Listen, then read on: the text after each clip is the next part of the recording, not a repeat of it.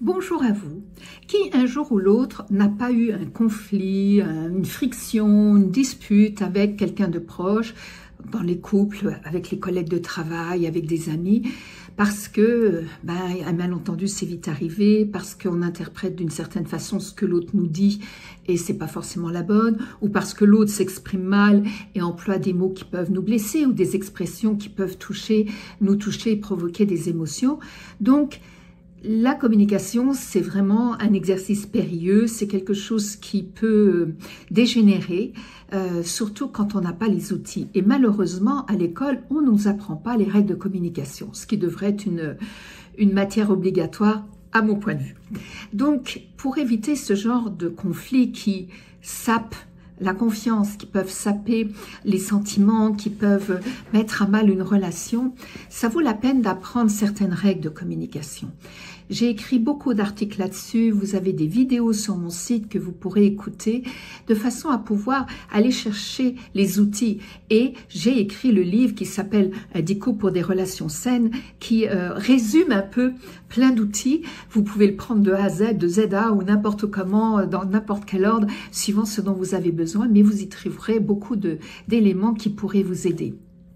En cas de conflit dans un couple, et vous savez que moi, couple, ça veut dire deux personnes en relation, ça vaut la peine de prendre du recul. D'abord, de ne jamais continuer une discussion quand on est trop sur l'émotion, parce que souvent les mots dépassent la pensée. Vous connaissez cette expression, mais elle veut bien dire ce qu'elle veut dire, et que on peut dire des choses blessantes ou des choses qui vont rester marquées dans l'esprit de l'autre et qui vont laisser des marques, des cicatrices qui vont être difficiles à estomper, voire à faire disparaître.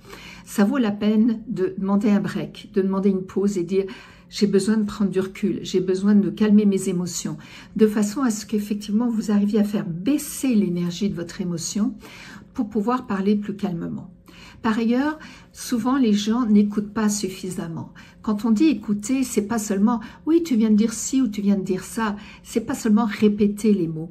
Écouter, c'est se demander qu'est-ce qu'il dit là quand il est en train de le dire, ou qu'est-ce qu'elle dit là quand elle est en train de dire ce qu'elle dit. Parce que c'est comme un iceberg, il y a ce qu'on dit, puis il y a tout ce qui est derrière, le sens, l'émotion, le message, j'allais dire, un peu caché. Vous savez, c'est comme dans le Cid où elle dit « Va, je ne te hais point ». Ben là, elle est en train de dire qu'elle l'aime, mais elle ne peut pas lui dire qu'elle l'aime, donc quand elle dit ça au Cid. Et donc, voilà, ça pose un problème si on ne sait pas bien écouter. Et quand on a un doute ou quand on n'a pas bien compris, pourquoi ne pas poser la question « Qu'est-ce que tu veux dire par là? Explique-moi, je voudrais mieux comprendre. » Plutôt que dans notre tête, préparer mentalement notre réponse. Parce que ça, c'est un réflexe hyper commun et hyper présent dans nos discussions, surtout quand on veut chacun imposer son point de vue. C'est on n'écoute pas ce que dit l'autre, on prépare nos armes, on prépare nos arguments et finalement on passe à côté du message essentiel. Écouter ne veut pas dire que vous acquiescez. Ne veut pas dire que vous êtes d'accord. Ça veut simplement dire que vous essayez de comprendre le raisonnement de l'autre, son point de vue, de façon à pouvoir soit vous mettre d'accord, trouver un terrain d'entente, soit vous positionner en disant j'ai entendu ce que tu as dit, toi pour toi c'est telle et telle et telle chose, pour moi c'est telle et telle chose, maintenant qu'est-ce qu'on fait avec ça? Ou pour pouvoir prendre effectivement ce recul, ne pas foncer tête baissée, parce que ça, c'est la cause la plus fréquente. On est dans la réaction. On réagit à ce que dit l'autre, on se sent touché, on se sent blessé, on a des émotions de frustration, de colère, de tristesse, et tout de suite, la mayonnaise, elle monte. Et c'est ça qu'il faut éviter le plus possible. Donc, quand vous sentez que vous êtes touché dans une discussion, à la limite, plantez la personne là et partez en ayant expliqué que j'ai entendu ce que tu viens de dire, j'ai besoin de prendre du recul. J'ai besoin de réfléchir à ce que tu viens de dire. Je n'ai pas de réponse immédiate, je te reviens.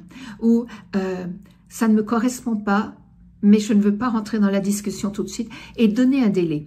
Parce que vous ne pouvez pas laisser la personne comme ça et la planter comme ça. Non, ça serait très mal vécu.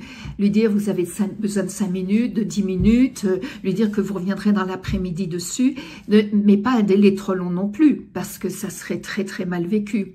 Et si vous pouvez le prévenir à l'avance, c'est encore mieux. Si la personne dit, on a besoin de se parler, ou je veux qu'on discute. Vous savez, ces phrases qu'on dit souvent, eh bien, dites tout de suite, ok, je veux bien, mais si j'ai besoin de prendre un temps, une pause pour pouvoir te répondre de manière adéquate, sans rentrer dans les émotions, respecte-le.